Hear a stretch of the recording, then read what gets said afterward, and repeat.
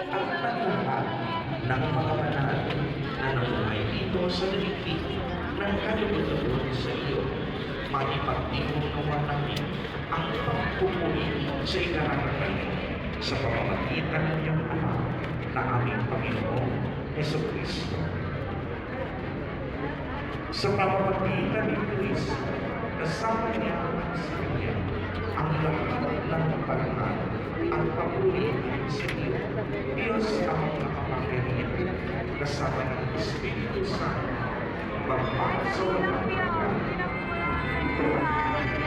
Mahal po natin. Hindi naman.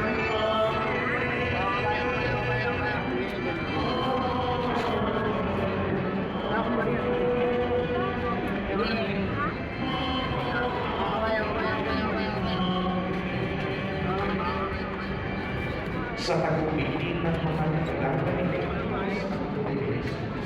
na Panginoon natin ang Diyos, ipahayag po natin ng nakasing loob. Ama namin, sumakasalamin ka.